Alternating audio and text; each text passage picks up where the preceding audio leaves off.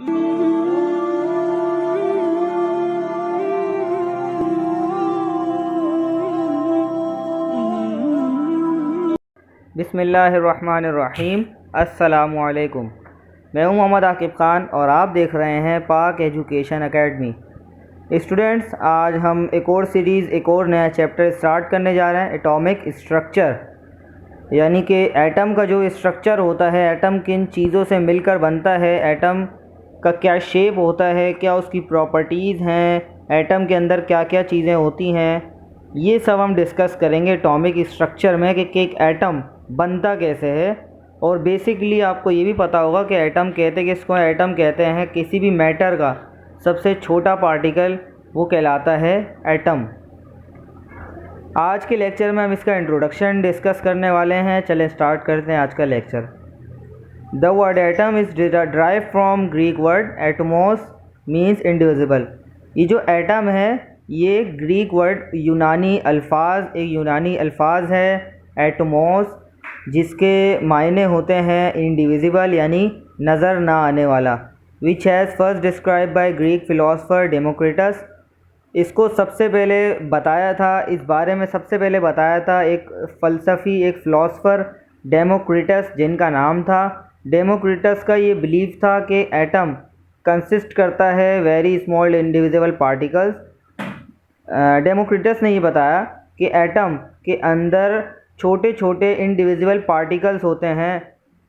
किसी भी एटम में छोटे छोटे ज़र्रात होते हैं। जिस तरह एक मैटर छोटे छोटे एटम से मिलकर बनता है, उसी तरह एक एटम भी छोटे छोटे ज़र्रात से मिलकर बनता होगा। ये डेमोक्रिटस का जो है कॉन्सेप्ट था, उन्होंने इससे इंट्रोड्यूस करवाया था, ये उनका बिलीफ था।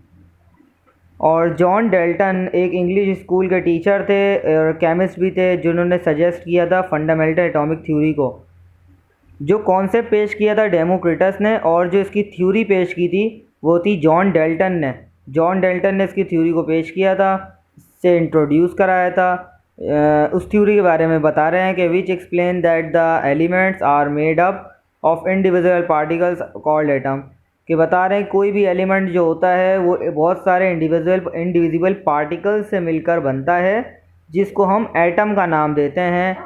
डेल्टन ने ये एज्यूम किया कि बहुत छोटे छोटे पार्टिकल एटम में एग्जिस्ट करते हैं। एक एटम के अंदर बहुत छोटे छोटे पार्टिकल एग्जिस्ट करते हैं। ये किसने एज्यूम किया था? डेल्टन ने।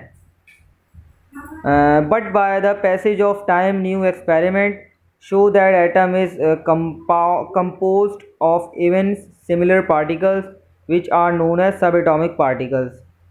और एटम के अंदर भी पार्टिकल मौजूद होते हैं जिनको हम सब एटॉमिक पार्टिकल्स कहते हैं। सब एटॉमिक पार्टिकल्स से मुराद यहाँ लिया जा रहा है कि न्यूक्लियस होता है एटम। कोई भी एटम है उसका सेंटर जो होगा उसमें होगा न्यूक्लियस, और उसके अंदर होता है न्यूट्रॉन और प्रोटॉन। उसके आसपास रिवॉल्व कर रहे होते हैं, मूव कर रहे होते हैं, उसके गिर्द वो होते हैं इलेक्ट्रॉन। उसे कहते हैं subatomic particles. After that these subatomic particles were discovered by named as electron, proton and neutron. वही चीज़ मैंने आपको बताई, वही यहाँ लिखी हुई है कि सब एटॉमिक पार्टिकल डिस्कवर्ड हुए जिनको नाम दिया गया इलेक्ट्रॉन, प्रोटॉन और न्यूट्रॉन का। इसके बाद है डिस्कवरी ऑफ सब एटॉमिक पार्टिकल्स, कि जो इसके सब एटॉमिक पार्टिकल्स हैं वो कैसे डिस्कवर हुए, किस साइंटिस्ट ने किए, किस मेथड से किए। इंशाल्लाह इसको सब हम फर्दर डिस्कस कर लेंगे। अभी मैं आपको इंट्रोडक्शन दे रहा हूँ। स्टार्ट करते हैं। Dalton's atomic theory explains the chemical nature of matter and existence of individual atoms. जो डेल्टन्स ने एटॉमिक थ्योरी दी थी, क्या दी थी, ये हम अभी पढ़ लेंगे अगले लेक्चर के अंदर। डेल्टन्स ने एक एटॉमिक थ्योरी दी थी, वो थ्योरी बयान कर रही थी, वो थ्योरी ये बता रही थी कि किसी भी मैटर में, कोई भी मैटर होता है उसकी केमिकल नेचर और इंडिविजुअल पार्टिकल्स हर एटम में एग्जिस्ट करते हैं। डेल्टन्स थ्योरी ने बताया कि हर एटम में इंडिविजुअल पार्टिकल्स और कुदरत के कुछ केमिकल्स के प्रॉपर्टीज़ उस एटम्स में मौजूद होंगी। But at the end of 19th century, subatomic particles were discovered. 19th century के एंड में सब एटॉमिक पार्टिकल्स डिस्कवर्ड हो गए और मुख्तलिफ साइंटिस्ट ने इसमें जो है अपना किरदार अदा किया। मुख्तलिफ साइंटिस्ट के ज़रिए ही ये मुमकिन हो सका कि जितने भी सब एटॉमिक पार्टिकल्स किसी भी एटम में थे उसको डिस्कवर किया जा सके। पहला जो सब एटॉमिक पार्टिकल्स था वो इलेक्ट्रॉन था, उसको डिस्कवर किया था माइकल फैराडे और विलियम क्रूक्स ने। माइकल फैराडे और William crooks discovery of electron उन्होंने पेशकश की थी और जे थॉमसन भी इसमें शामिल थे। सेकेंड सब एटॉमिक पार्टिकल जिसे प्रोटॉन कहते हैं वो आइडेंटिफाई किया था गोल्डस्टेन और एर्नेस्ट रदरफोर्ड। ये दो साइंटिस्ट थे, इन्होंने ये थ्योरी पेश की थी कि सब एटॉमिक पार्टिकल प्रोटॉन किसी भी एटम में होता है। क्या मेथड था, कैसे किया और किस सन में किया, इंशाल्लाह ये आगे आने वाले लेक्चर्स में डिस्कस किया जाएगा।